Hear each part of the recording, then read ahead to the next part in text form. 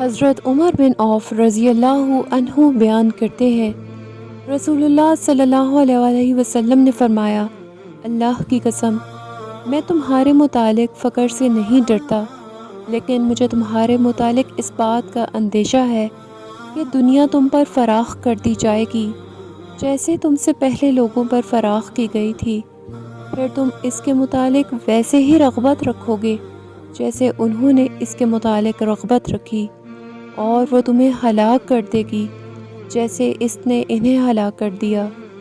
اس حدیث مبارکہ کی روشنی میں یہ صاف واضح ہے کہ انسان کا دنیا کے ساتھ دل لگانا اور ضرورت سے زائد اس کی رغبت رکھنا اسے ہلاک کر دیتا ہے۔ حضرت ابو ہریرہ رضی اللہ عنہ سے روایت ہے کہ رسول اللہ صلی اللہ علیہ وسلم نے دعا فرمائی، اے اللہ، آل محمد کو صرف اتنا رزق عطا فرما کہ ان کے جسم و جان کا رشتہ برقرار رہ سکے۔ ایک اور روایت میں ہے، بقدر کفاف یعنی گزارا لائق روزی عطا فرما۔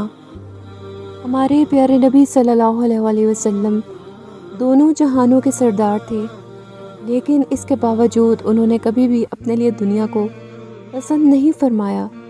ہمیں بھی اپنا رویہ بدلنا چاہیے اور ہمیں غور کرنا چاہیے کہ ہم اصل میں کیا چاہتے ہیں، دنیا یا آخرت۔ جزاک اللہ۔